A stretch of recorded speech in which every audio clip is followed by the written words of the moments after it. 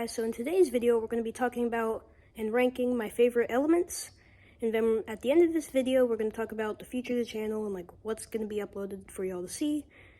So let's get into it.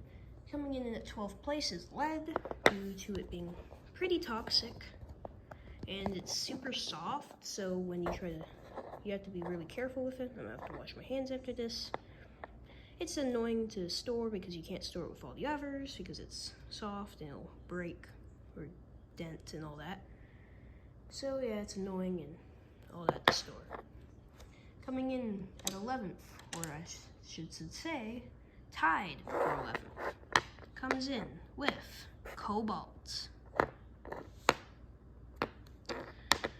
iron, and, as you may have guessed, nickel.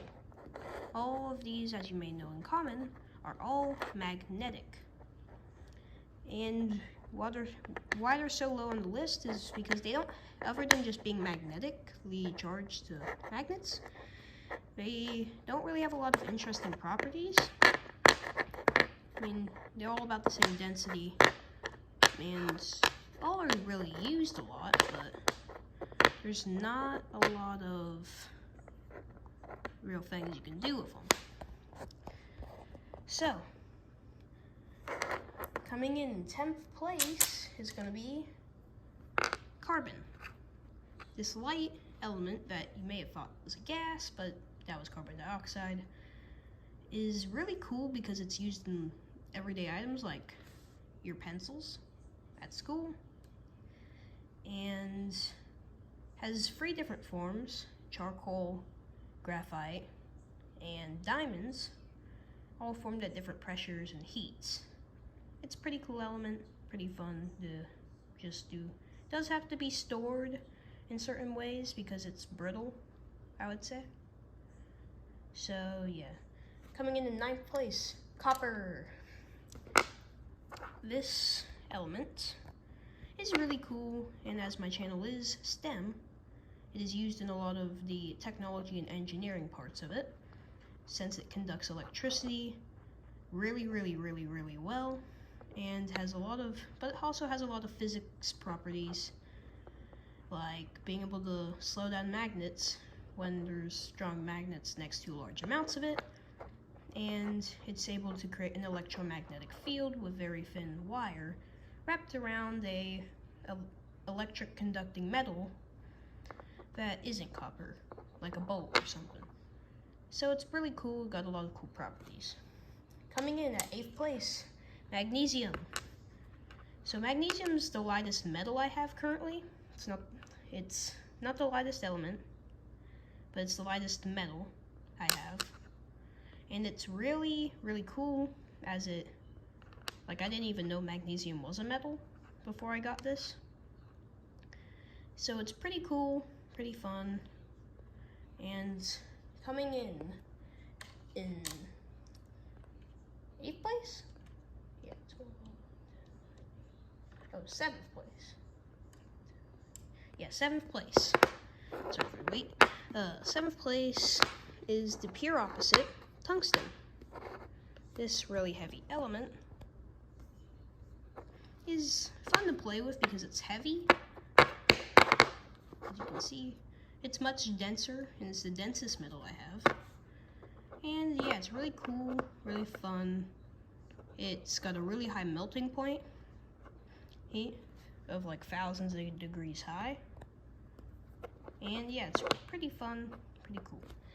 And coming up next is sort of another pure opposite, gallium. It has a really low melting point.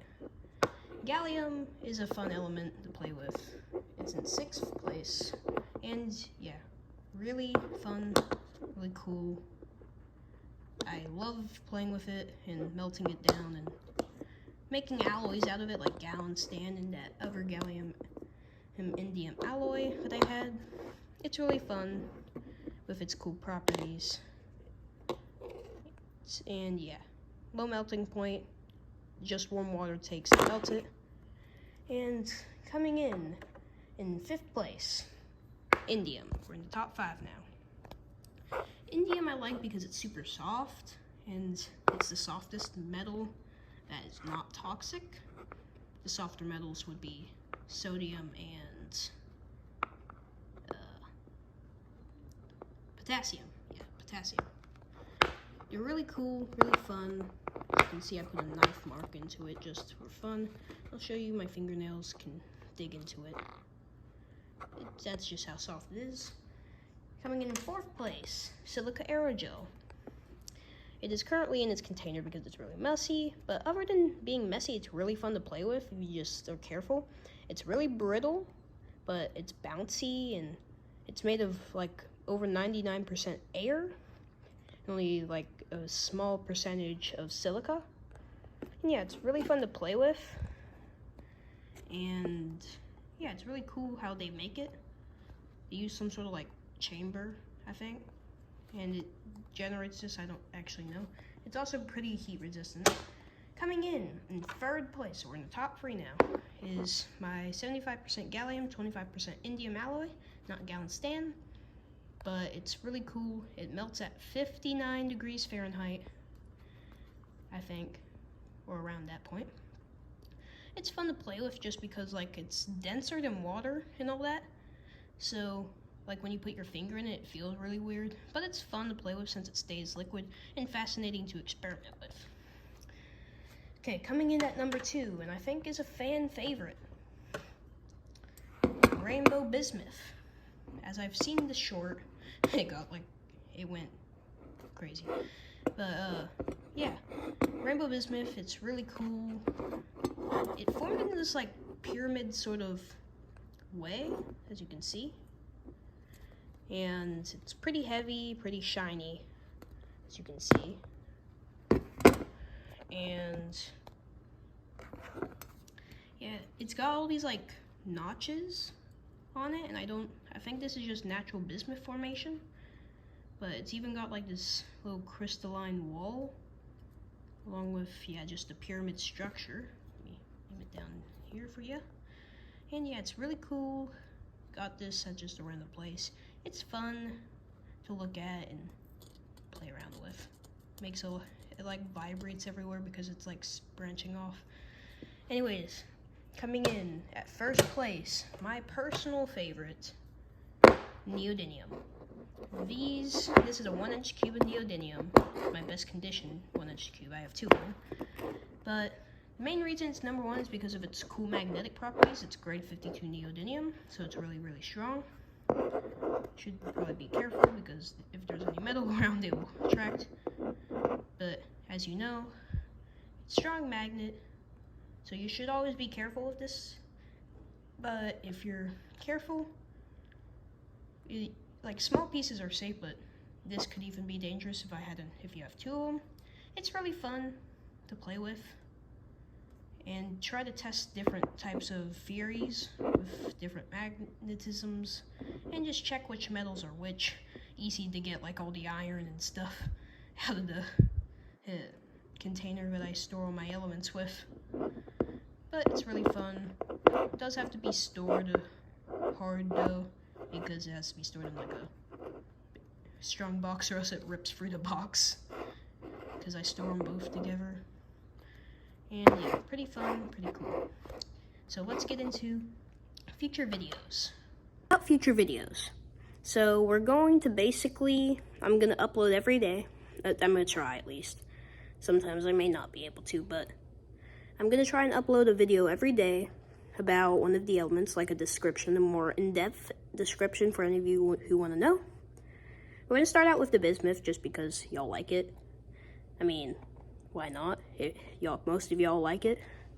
So, hope y'all like bismuth, but I'm going to get tons of description videos out for each one. Short videos, but still like actual videos.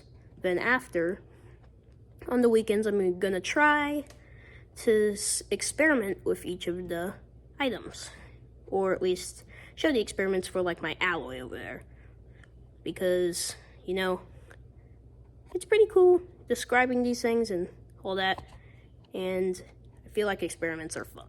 So if y'all want to see those, I'm also going to do another elements ranking video, more in depth, going to release some more shorts in a few weeks probably, because it'll take a few weeks if we posted a video every day, get through all the videos. But once that comes, I will give y'all new videos and all that. And we're going to move into some nature stuff. We're going to have some more science kitty stuff. If y'all have heard of the Hack Pack from like Mark Rober, some of those should be coming in soon.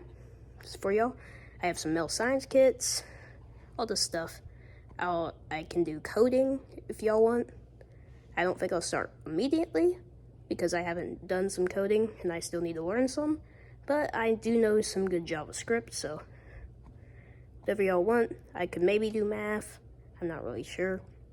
But whatever y'all want, just comment on this video or comment on another video and just tell me if you want it. Anyways, hope you'll like this video and please subscribe. Like, it really helps. It tells me that y'all really like this content. So please, please, please subscribe. Check out my other videos if you want to see those. Anyways, goodbye.